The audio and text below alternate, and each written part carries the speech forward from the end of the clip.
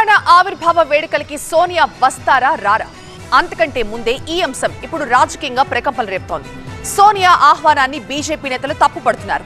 తెలంగాణ దేవత అయిన సోనియాని ఎందుకు ఆహ్వానించకూడదని ప్రశ్నిస్తున్నారు అధికార కాంగ్రెస్ పార్టీ నేతలు.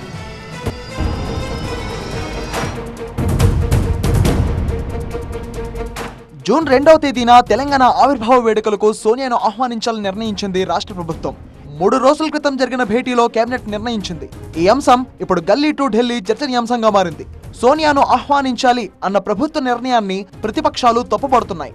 రాష్ట్ర ఆవిర్భావ వేడుకలు ఘనంగా నిర్వహించాలి అన్న నిర్ణయాన్ని కమల్నాథులు తప్పుపడుతూనే సోనియాను పిలవడం ఏంటని ఆ పార్టీ నేతలు ప్రశ్నిస్తున్నారు. అసలు సోనియాను ఏ హోదాలో ఆహ్వానిస్తున్నారంటూ బీజేపీ రాష్ట్ర అధ్యక్షుడు కిషన్ రెడ్డి ప్రశ్నించారు.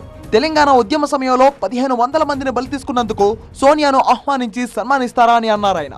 రాష్ట్ర ఆవిర్భావ వేడుకలు ప్రభుత్వ కార్యక్రమమా లేక పార్టీ కార్యక్రమమా అంటున్నారు కిషన్ రెడ్డి. ప్రభుత్వ కార్యక్రమమే అయితే పార్టీ అధినేతను ఎలా ఆహ్వానిస్తారో, పార్టీ కార్యక్రమం అయితే గాంధీ భవన్ లో ఘనంగా సన్మానించుకోవచ్చు అంటూ సెటైర్లు వేశారు కిషన్ రెడ్డి.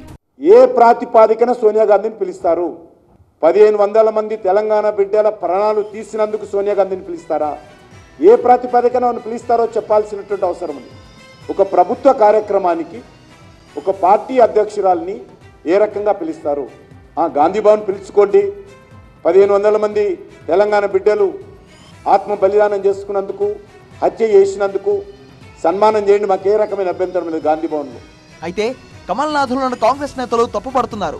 సోనియా తెలంగాణ ఇచ్చిన దేవత అంటూ ప్రశంసిస్తున్నారు. తెలంగాణ ఏర్పాటునే ప్రధాని మోదీ అవమానించారన్న కాంగ్రెస్ నేతలు మోదీ నాయకత్వంలో పనిచేస్తే ఇలానే మాట్లాడతారని కిషన్ రెడ్డిని ఉద్దేశించి విమర్శిస్తున్నారు. సోనియా రాకను తప్పుపడుతున్నారంటే బీజేపీ మహిళలకు ఇచ్చే గౌరవం ఇదేనా అని ప్రశ్నిస్తున్నారు ఆ పార్టీ నేత అద్దంకి దయాకర్.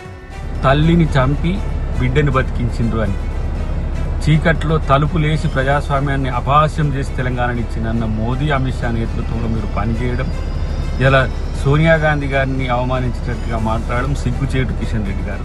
ఇదంతా ఇలా ఉంటే ఘనంగా రాష్ట్ర ఆవిర్భావ ఉత్సవాలు నిర్వహించాలి అన్న ప్రభుత్వ నిర్ణయాన్ని బీజేపీ నేతలు తప్పుపడుతున్నారు. మాజీ సీఎం కేసీఆర్ చివరి ఏడాదే ఉత్సవాలు నిర్వహించారు. మళ్లీ ప్రత్యేకంగా జరపడం ఎందుకని ప్రశ్నించారు ఆ పార్టీ నేత బూర నరసయ్య గౌడ్. ఫీజు రియంబర్స్మెంట్, ఆరోగ్యశ్రీకి నిధులు లేవు కానీ ఉత్సవాలకు మాత్రం నిధులు ఉన్నాయా అని ప్రశ్నించారు. తినడానికి మెతుకులు లేవు కానీ మీసాలకు సంపేగిందులు అన్నట్టు ఓ సినిమా ఉంది, సినిమా పేరు గుర్తురాలి. మా చెల్లికి మళ్ళీ పెళ్ళి, అది ఏం సినిమాలో అది? జరగాలి పెళ్ళి, మళ్ళీ పెళ్ళి ఉండే. ఇప్పుడు మననే ముఖ్యమంత్రి దశాబ్ది ఉత్సవాలు తీసిపారు, మళ్ళీ దశాబ్ది ఉత్సవాలు ఎట్లా? వేడుకలకు 10 రోజుల ముందే మొదలైన ఈ వివాదం టైం దగ్గర పడుతున్న కొద్దీ ఇంకా ఎలాంటి రాజకీయ వివాదాలకు దారితీస్తుందో చూడాలి మరి.